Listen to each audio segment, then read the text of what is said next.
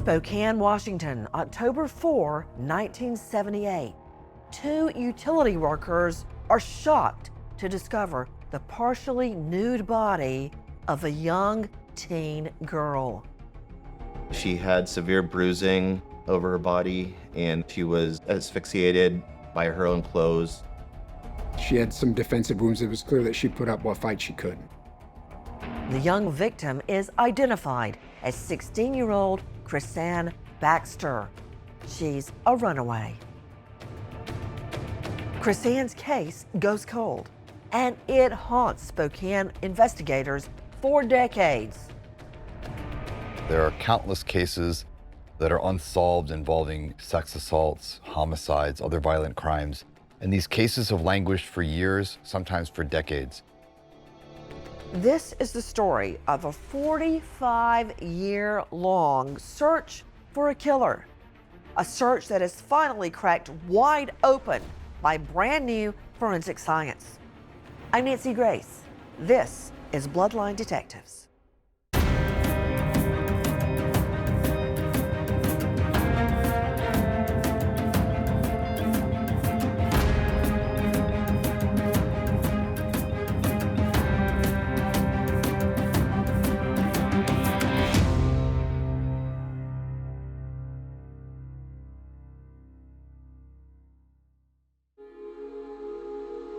Spokane, Washington, 1978. Spokane is a quiet city nestled between the Spokane River and the picturesque Selkirk Mountains. Spokane is a typical city. The crime was not as much as it is now. Almost every day you hear of somebody getting shot and or killed. Back then it was a rarity. Krisann is my aunt. She was 16 years old. My dad, Steve's sister, he was really close with Krisann. We adopted her when she was a month old or so. My mom stayed at home and my dad worked for the post office. It was pretty simple, just an average growing up together. She was a little bit of a rebellious child, and she writes about going out with friends all the time and going to carnivals, and she was babysitting a lot, earning money, talking about boys a lot.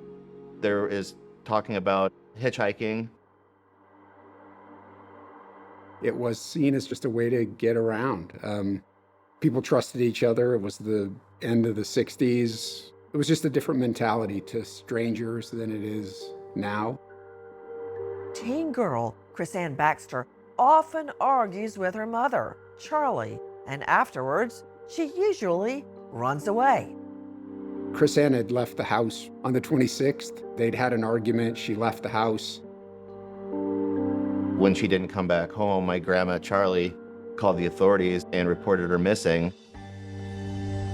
4 days after Krisann's reported missing by her mother, the 16-year-old girl is found. Two utility workers are shocked when they inadvertently discover Krisann's partially nude body underneath a set of power lines.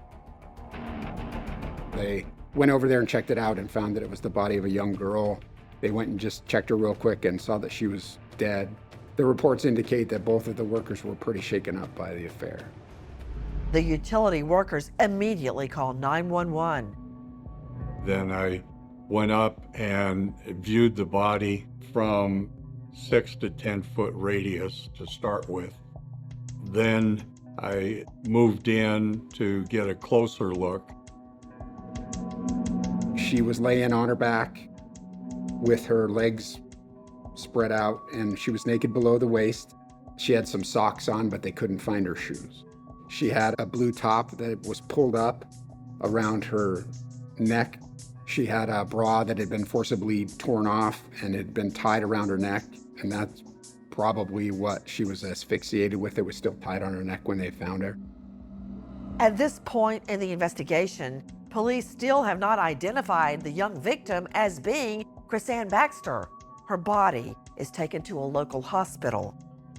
When we got back to the office, we met a couple of sergeants from the Spokane Police Department, and they had a copy of a missing persons report.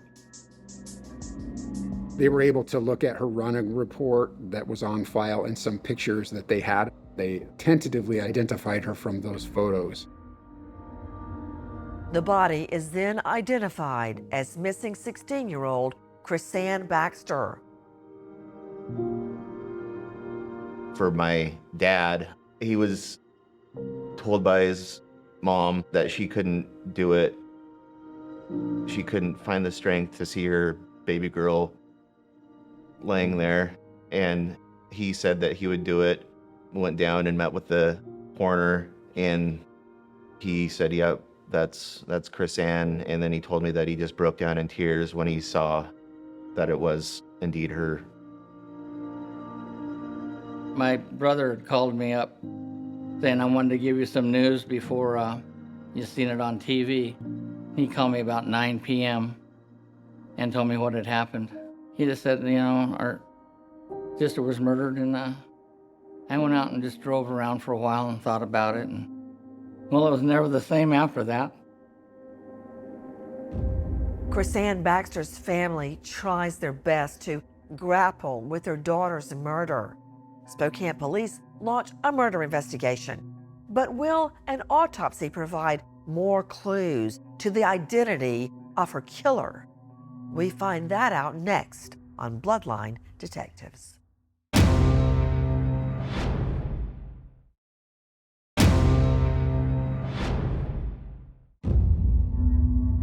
October 4, 1978, utility workers find the partially nude body of a teen girl hidden under a set of power lines, Spokane, Washington. The young girl is identified as 16-year-old Krisann Baxter. She was reported missing from home just 4 days earlier.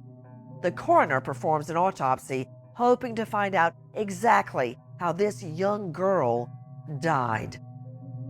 They fumed Krisann's body for fingerprints and didn't find anything of note. They took her clothing. They found numerous hairs that were not consistent with her, so they took those. They clipped all her fingernails, took samples of her hair in case they found her hair somewhere else on the suspect's personal items later. They took her fingerprints in case they find her fingerprints on something that the suspect has later, and they took lots of things from the scene. There's a lot of paperwork involved, making sure that all the evidence was properly placed onto property. The samples from her body, and we would put all those together for processing at a later time. If we were fortunate enough to find a suspect, we had to separate those from the regular evidence and make sure that they were placed into the refrigerator at the property room.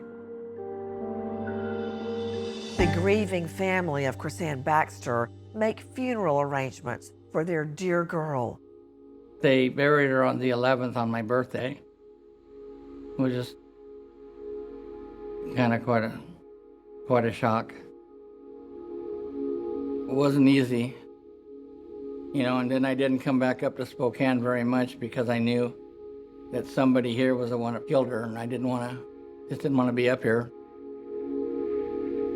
She prayed a lot, so I knew that she was a believer in God. She did say that she loved her mom and her dad and her brothers Steve, Chuck, and Tim multiple times in her diary. But I can only go by what I've read in that diary that she wrote in, and she was only 15, 16 years old. Some of her friends that I actually found in her diary, she seemed like a very great friend. One of them actually sent me a message on Facebook saying that if she told you that she was your friend, she meant it, and she was a very, very solid friend. A witness comes forward who believes he saw Krisann Baxter hitchhiking. He had reported he was driving north on freeway and had seen a vehicle there with two people arguing or conversating in the area. So they had an idea that it was probably a white male, and they had an idea what he might be driving. They had a description of the truck. I don't think they ever had anybody that he could pick out as the person he saw there. And I don't know that they ever definitively knew that it was Krisann that they were talking to. Reading in her diary, her and her friends were always going down to the 7-Eleven by their house and then hitchhiking from there, it seemed like, from reading through the diary. I've had a lot of scenarios run through my head, but the only one that seems to fit correctly is that she ran away from home and she was hitchhiking and she got picked up by the wrong person, a person with bad intentions. That I would ever think to hitchhike would be maybe the thrill of doing it, the thrill of not knowing someone you're getting into a car with. Or maybe it was just because she was looking for transportation from one side of the city to the other.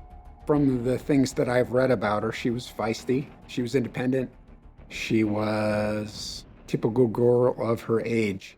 So children are the ultimate victim. Cases are amongst the worst to work. Teenagers also. So it's a disturbing case even today. By the early 1980s, Spokane investigators run out of leads. We had gone out and contacted the family, and we've contacted her boyfriend from school. He was in jail, so there was no way that he could have perpetrated this crime. They started trying to find her associates to see who had last seen her, to see if anyone had had a hand in her death or had taken her to where she was. And they also did tips to the community. They had numerous tipsters call in and say that they knew who might be responsible, so they investigated all of those leads. They began to investigate people who they knew, the usual suspects, as the case is, right? They looked at people that they thought might be good for it from previous history in the county, and then eventually outside the county, in the state and in the country, and figure out where those people were and go interview them.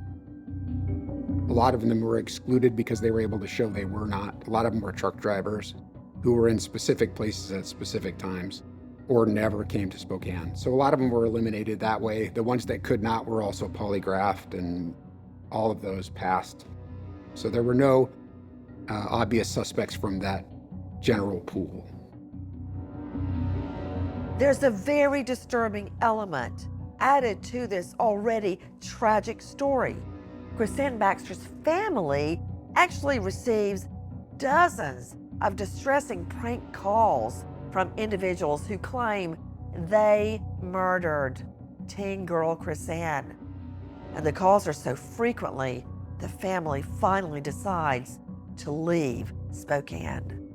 Then we moved my mom out of Spokane. People would call up and say that they were the ones that killed her, and she'd get those kind of phone calls all day long. I just thought it was kind of weird that, somebody would do something like that to another person. Tips that might be credible also start to dry up for Spokane investigators.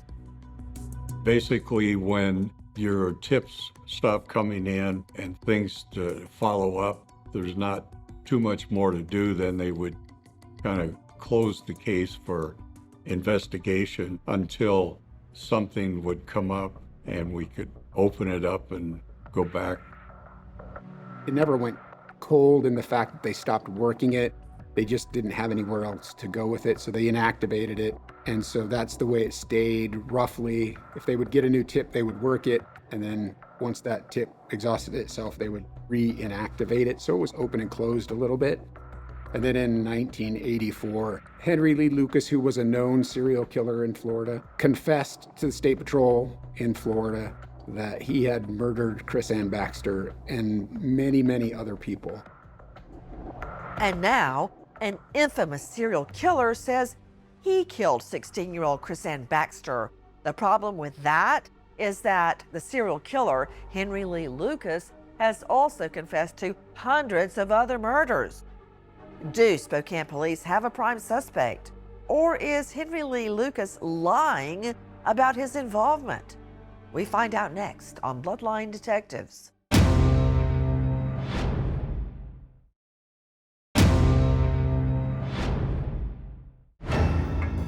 Spokane, Washington, 1984. Police have a new lead in the 1978 rape and murder of teen runaway Krisann Baxter. Henry Lee Lucas, a notorious serial killer, says he murdered Krisann. But can a serial killer who has lied before be telling the truth now? We always thought it was Henry Lee Lucas because he confessed to killing her, and he described the location through a detective in Pasco, Washington, where her body was found. And he had information that nobody else had, so they just assumed that he did it. He was dubbed the confession killer because he said that he killed all these people, but there really wasn't any evidence to link these people back to his killing. I was led to believe that. I wouldn't have thought any different. He was interviewed by detectives. I've seen transcripts of that interview. On its face, it was like every other Henry Lee Lucas confession. It was believable to law enforcement at the time.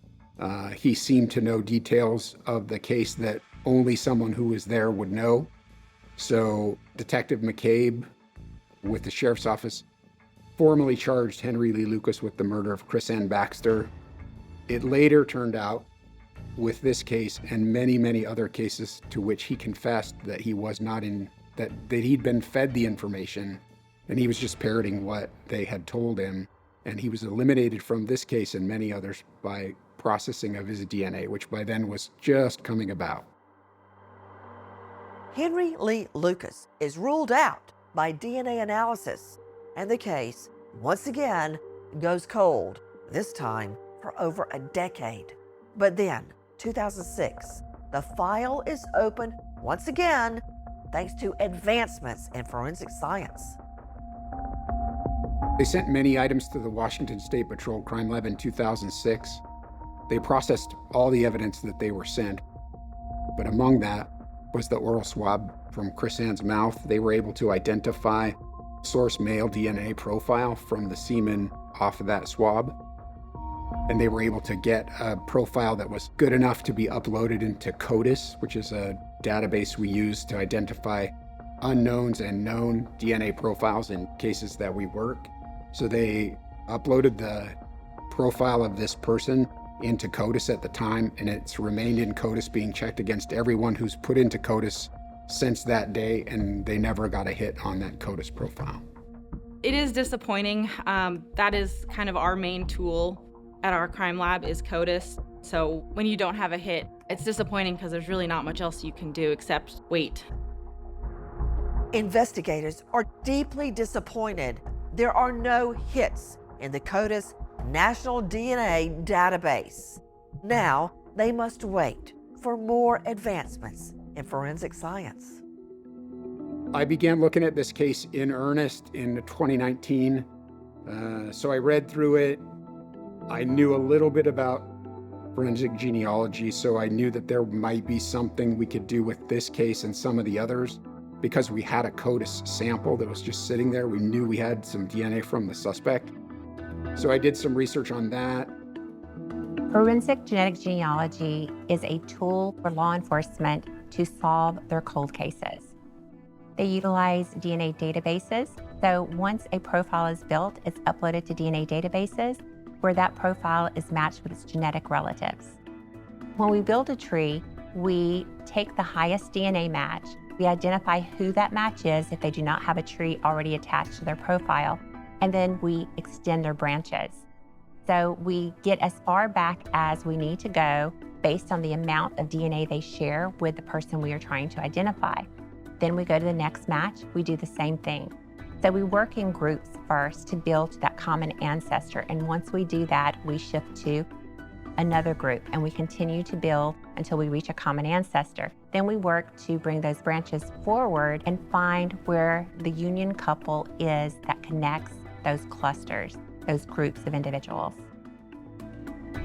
I read through the case to make sure that the sample we had was workable. And then I sent it to the Washington State Patrol Crime Lab, who was just beginning to get up and running with that whole idea. So I sent it out to the lab, I had them review it.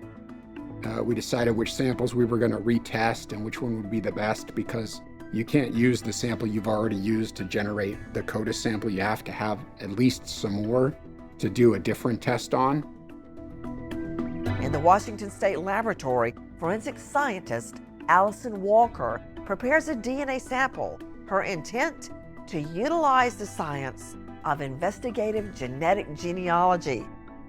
We didn't have any hits in CODIS. We had a pretty good profile up there. We were pretty confident it should hit if there was a sample in the database. And we had exhausted all of our leads kind of on our end. And knowing there was still potentially sample available that we could go back to, knowing we could get another sample and then send it off to genetic genealogy was the key decision. So when I got the sample, it was a swab stick in kind of a glass test tube.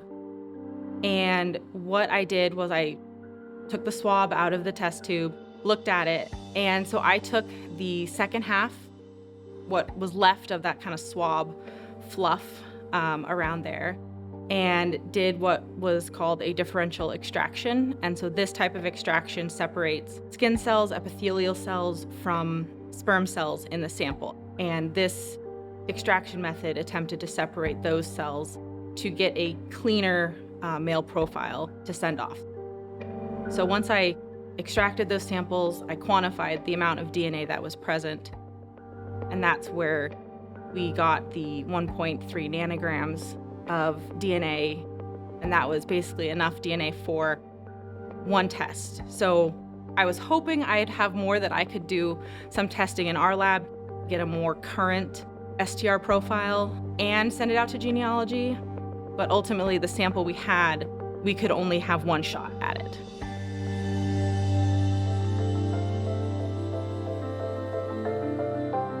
On the 3rd of December 2020, I ended up selecting Othram as a likely lab to send this to. I'd never dealt with a genealogy lab before, so I got a call from David Middleman. He's the CEO of Othram.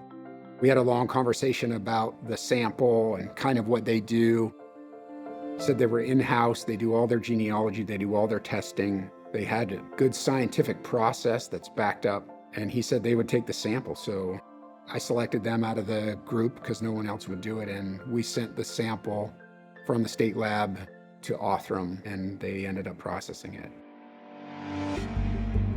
The investigators realized that they could use DNA profiles that have more markers than what is found in standard CODIS testing and be able to infer identity from crime scenes. And they started to use assays that were built for medical testing or consumer testing. When you go to the doctor and you give blood, you give fresh DNA, a lot of DNA. It's not contaminated, it goes straight into a tube, it's not degraded. And unfortunately, DNA testing is a destructive process. Every time you test that sample, you consume it, it's gone forever. And in forensics, you don't have a lot of sample, and you can't call the perpetrator back and tell him to give you some more DNA, right? That's it. That's your only chance to get justice. So we decided we were going to build forensic-grade genome sequencing from the ground up. We were going to find all the pain points that are making these cases impossible or intractable to actually solve, and one by one, tackle those pain points until we can give justice and answers to every case, everywhere. We built a profile using forensic-grade genome sequencing. This is a technique that's based on a platform of DNA sequencing, which is a process in which you can feed DNA to a machine and you can essentially read out the sequence of DNA information that is present in that DNA. And we read out the information at hundreds of thousands of spots in the genome. And each one of these spots in the genome is a marker. So you have hundreds of thousands of DNA markers. You can build what's called a DNA profile that consists of all these markers. And this profile can be used to do all sorts of interesting analysis. You can dissect the historical origins of a person. You can do genetic genealogy search and look for distant relatives that might help you infer who the person is. You can even do traditional comparisons to exclude or include someone as a possible contributor for the DNA. The evidence was kept in good shape. The DNA from that evidence was in good shape. So we built the profile, and then we proceeded on to this next step, which is the forensic genetic genealogy, to do the matching in a genetic genealogy database with consenting participants, and then the genealogy to sort out all the familial relationships. And immediately led to matches that helped the genealogist be able to build a family tree. We're able to get 6th cousins, 7th cousins, 5th cousins. The more matches you have on a genealogical tree from different places in the families, the faster you can get to the answer and figure out which branches to eliminate and which branches to actually follow. And allowed us to be able to hone into a family tree and let law enforcement start the investigation on perpetrator for Krisann Baxter. On the 22nd of September, they called me and said that they had been able to process it, that they had a possible lineage for the suspect. So they sent me a ton of information on a ton of likely persons related to the suspect, and the suspect was one or none of 6 or 7 people directly related to one single mother. That was excellent news. It immediately took the suspects from every single male in the United States in 1978 to maybe 6 or 7 people. It was Keith Douglas Lindblom. And I felt that I should reach out to the family at that point, even though I had no definitive information, no absolute confirmation. I thought it was probably time to reach out to the family and say, you know, we have a suspect. This is his name. Did you know him? Have you ever heard of him? Mom called and said that there's 2 Spokane County sheriffs at the door. They have some new information on Krisann's case. And I immediately thought that this is some sort of a scam. They're just trying to get into my parents' house to do something, because it's been 45 years later. Like I was like, this is super weird. I would never thought that anything would have come of this that long. So I left work and I went to my parents' house, and sure enough, it was 2 deputies with the Spokane County Sheriff, and they had a 3-ring binder about that thick full of pictures and documents and just everything on Krisann's case. And I thought, wow, this is real. And that's when I found out there was another suspect that they think was the killer that actually killed Krisann. So who is Keith Douglas Lindblom? Is he responsible for Krisann Baxter's rape and murder all the way back in 1978? We find out next on Bloodline Detectives.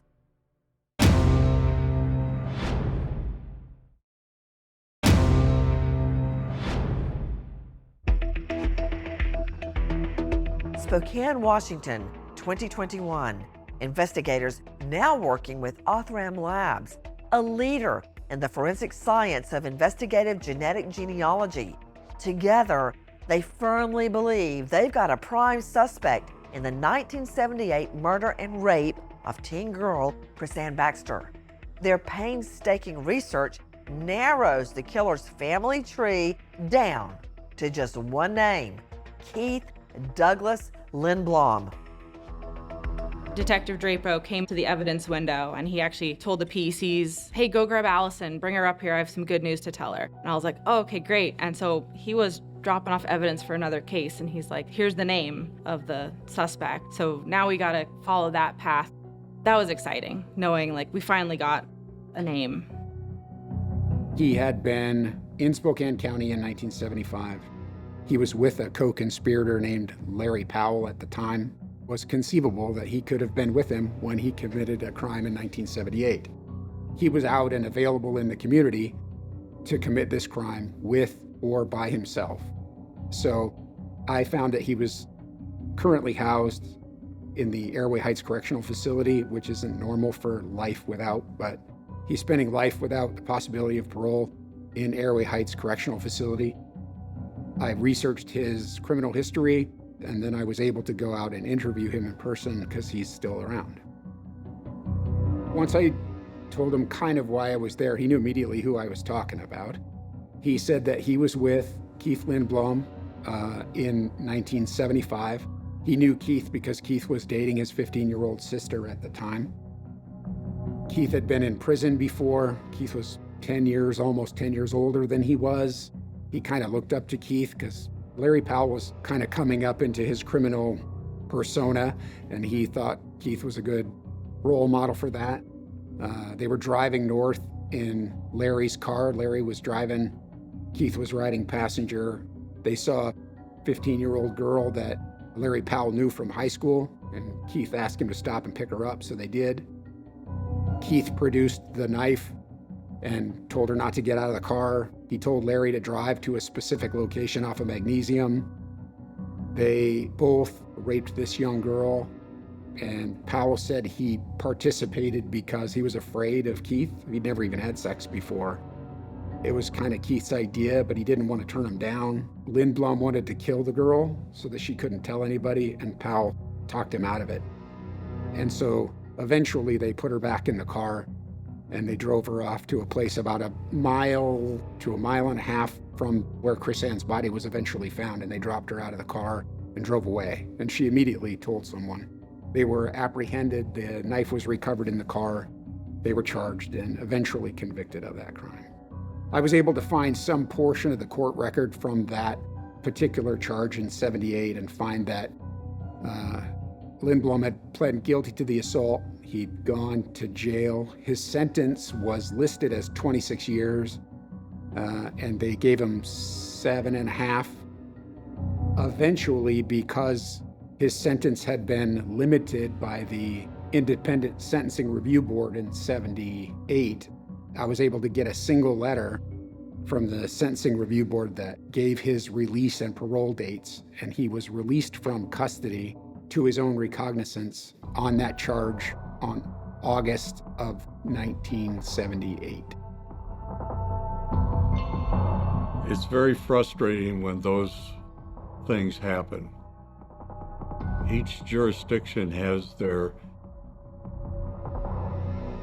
play at hand, and they have to do what they have to do.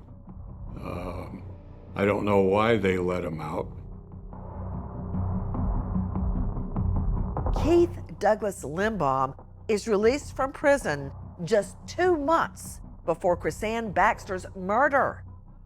Detectives then learn he dies in a house fire in 1981, and he's cremated. They still need a DNA sample to confirm he is the killer. That's next on Bloodline Detectives.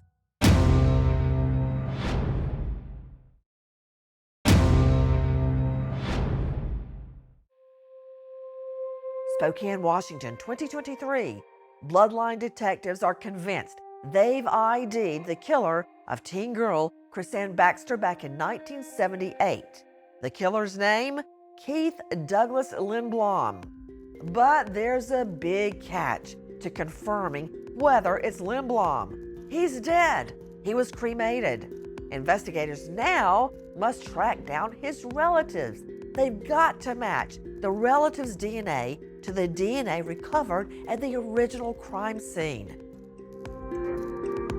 Detective Drapo discovered that the suspect did have a daughter, and so he started tracking down a reference sample from her. She gave investigators there her DNA, which got back to me. I sent it to the Washington State Patrol Crime Lab because that's something we can do on our side with our processing techniques to see if there's a direct relation. I got the reference sample in on July 11th, got some of my coworkers to help me run it really fast, so we were able to run it that same day, do the comparison, and when I do a comparison to look for familial relations, because she was his direct offspring, she should share half of her DNA with her father, and then if her father left the source of the DNA from the homicide, she should basically match 50% of the DNA profile from that unknown male in the oral swabs. So that's what I was looking at, is comparing her reference sample to that unknown male profile from the oral swabs and seeing, is it consistent with being a parent-child relationship? Am I seeing her sharing 50% of the DNA profile? And I did. We took that DNA sample from her and sent it to Othram, who checks thousands and thousands of locations and not just 11. And they were able to definitively match her as the definite biological descendant of the suspect DNA, which was Keith Lindbaum. I'm very excited and also relieved to be able to call law enforcement and tell them, good news like this. I'm excited because it's our mission and our goal to help bring answers and justice to all victims and their families. And then I'm relieved because you take on a massive responsibility when you receive evidence or even the derivative work product of evidence. And there's a tremendous responsibility. You don't want to mishandle this evidence. You don't want to consume it without getting answers. You don't want to do something that could set the investigation back. So there's a lot of pressure to make sure that you can deliver something that would be helpful. And so seeing the case through to the end is exciting because it goes to our mission and why we get up in the morning. And then there's also just kind of a sense of relief because we know that we were able to do the job and do it well and not do anything that would in any other way make it harder to solve the case. I think this is very cool. I never thought I would be in a position to solve a cold case. When I started here, they were very daunting, very scary cases to work. But actually working one and solving one, it's just super amazing. I can't even really find a good adjective to describe it. The biggest kind of fact for me was I wasn't even alive when the crime took place. So the fact that when I think about that and that they were working so hard to try to solve this crime and I was just going about my merry way through school and just kind of living my life, and then our paths just kind of came together to be that person is just awesome. I thought that it was all done and over with until Brad told me what was going on. I was surprised to hear that they'd been on it all this time. I was very impressed with that, and I thought that after a few years that would just all go away, but it's all still there. That was nice. Well, he's gone, so that's good enough for me. Don't have to go through all that all over again. It was pretty mind-blowing to know how they found this out with a genetic genealogy and the DNA. It's pretty incredible that they could do those kind of things nowadays, find a murderer. I'd like to think that I'm a good person. I would never wish harm on anyone, but he was a pretty bad human to kill someone. So I do think that I would have wished that he would have been alive and they could have found him guilty and put him behind bars. It kind of makes me think that there's a little bit of a failing system back then, that he should have been behind bars longer, because I believe that letting him out was a direct result of Krisann dying. If he would have been behind bars still, Krisann may still be with us today. It's hard to talk about knowing that she never was able to grow up from that little girl and live a full life. I believe she would have been a very outspoken woman and then a successful gal. The one thing about the perpetrator being deceased, justice is still served. And if it's been decades, then it's possible that no one else was hurt or no one else was a victim. So I think that it's yes, you do want that person to be alive so the family can have that closure, but I think they can get closure and have peace knowing that maybe someone else is alive because they're not. Part of me wishes that the family could have gotten justice. It's an incredible moment to know every one of these cases, and we have thousands of them now. They change you. Every story, every person's case, it touches you in a different way. You would think you would become desensitized to some of this. You never do.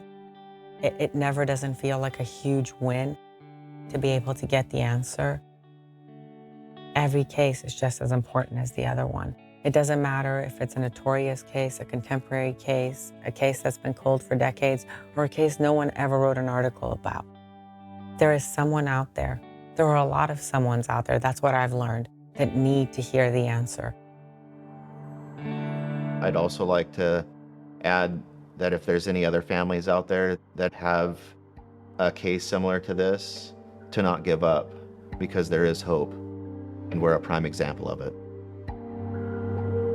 The heartbreaking case of teen girl Krisann Baxter's murder proves that even when a killer is no longer alive, he cannot escape justice. Keith Douglas Lindblom is confirmed.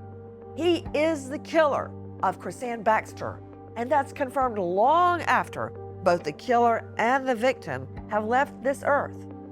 Yet even in death, Lindblom cannot hide from his own family tree. A family tree that proves he is the killer. I'm Nancy Grace. Thank you for joining us here on Bloodline Detectives.